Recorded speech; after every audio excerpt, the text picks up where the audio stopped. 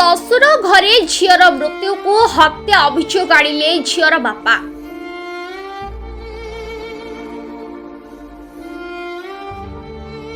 शशुर घरे झीर मृत्यु को नहीं हत्या अभियोग आनिले झीर बापघर लोक। निज रूम रे फैन रे साड़ी लगाई झुली पड़िले। पूर्वर झील को यौतुक और मानसिक निर्यातना देउथिले बोली उमरकोट थाना रे अभियोग करिसेंती बापा। अभियोग को आधार करी मृत झीर स्वामी को थाना रे अटक रखिछि पुलिस। एभली एक घटना देखा मिली नवरंगपुर जिला उमरकोट डीएनके ठारे।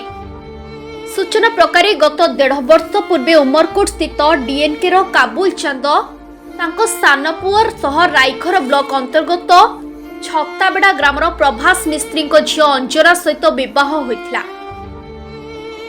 अंजना पेशारे शिक्षयित्री भावे कार्यरत थिले। बाहा हेबा 10 दिन परे पुअर परिवार लोके झील को यौतुक निमंते मानसिक निर्यातना देउथिबा कथा झील निज परिवार लोकन को जणाइथिले, किंतु झील एहाकू सह्य करि आस्थिले।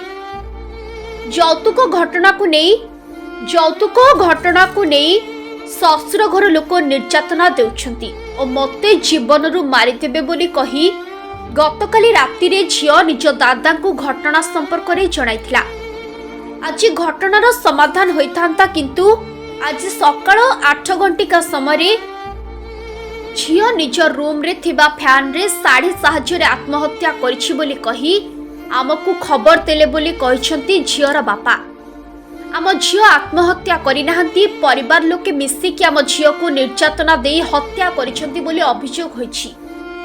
अन्यपटे घटना को नहीं शशुर घर लोक निर्यातना कथा को खंडन करिसंती एवं ताकू आमे झील भली रखिथिलु बोली कहिसंती मृत झीलर शशुर।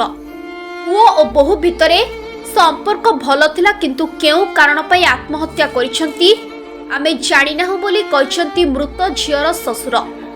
घटना को नहीं पुलिस पक्षरु कोनोसी प्रतिक्रिया मिल पारि नथिबा बेले घटनास्थल रे साइंटिफिक टीम पहुंची तदंत करुथिबा देखिबा को मिलिछि। हमर सान बहु माने मते झियो नै सान बहु थिला बर बहु थिला सेमन को मु आमे झियो बोलिया पालुथिलो झियो बोलिया देखुथिलो तार माइंड रे कोन हला कि सेला एसु मते किछि भलो भाई जणा नै, किंतु से निज इच्छा रे कोन कला आमे जानि पारनी। घटनाटा घटिला आज सकाल आमर व्यवसायी लोक तो आम 7टा बेले सान पुओ बहु सीटिया का थिला ऊपर रूम रे थिला से सान पुओ 7टा बेले रेडी होकर दुकान रे पलाइला। तापर बर पुओ 7:30 रे पलाइला, मु 8:20 रे गली गला परे कोन हला मोर बर बहु ताकू फोन कला तलठू फोन कला जे कोठी अच्छो बोली फोन करथिला, किंतु से स्विच ऑफ थिला फोन रे। हाँ तापरे से ऊपर को गला ऊपर को जाकरी दरवाजा को बारैला कौन से आवाज देला नहीं। तापरे कोन हला मोर बड़ पुओ को बड़ बहु फोन कला एमती बेपार से भीतर किसी आवाज आसुनी किसी आसुनी किसी फोन मध्य रिसीव करूना तुम टे जल्दी आस से दौड़ी करी बड़ पुओ पলাই आसला। पलाई आसिकी ये दरवाजा को आवाज देला से बहुत थर बाड़ेला किसी आवाज आसला नहीं। तापर से निजे धक्का मारिक से दरवाजा को खोलीदेला।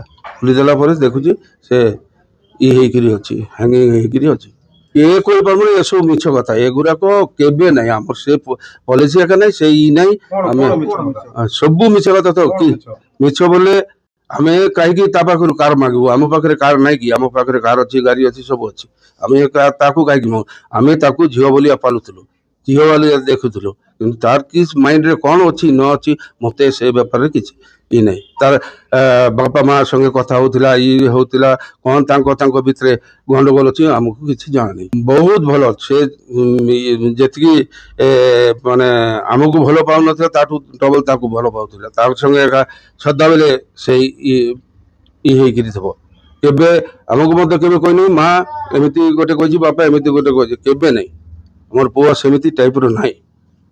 समुदी घर लोक अभियोग करछन जे आपण बो को निर्यातना देउथिले बोली केबे न के कोई पारबने साई परिसर के कोई पारबने। मोर ना प्रभास कुमार मिस्त्री मो रायघर छताबेड़र लोक କଣ ହେଇଛି ଆପଣଙ୍କର ଝିଅ କୋଉଠି ବିବାହ କରୁଥିଲେ କଣ ଘଟଣା ଘଟିଛି କଣ ଅଭିଯୋଗ ଦେଇଛନ୍ତି? ଗତ 15/7/2024 ତାରିଖ ଦିନ ମୁଁ ମକଡିଏନ୍ ସ୍ଥିତ କାବୁଲ ଚାନ୍ଦଙ୍କର ପୁଅ ଅନୁପମ ଚାନ୍ଦଙ୍କୁ ବିବାହ ଦେଇଥିଲି। ଘଟଣା ଏବେ ମଝିରେ ସେମାନେ ଯୌତୁକ ପାଇଁ କହୁଥିଲେ। ଗୋଟେ କାର୍ ଦେଇନଥିଲି ବୋଲି ସେମାନେ ବାରମ୍ବାର କହୁଥିଲେ କାର୍ ଦିଆଯାଉ ବୋଲି। ତେଣୁ ସେମାନେ ମାନସିକ ନିର୍ଯାତନା ଦେଉଥିଲେ। ଆଉ 15 ଦିନ ତଳେ ଗଣ୍ଡଗୋଳ ବହୁତ ମାରାତ୍ମକ ଆକାର ଧାରଣ କରିଥିଲା।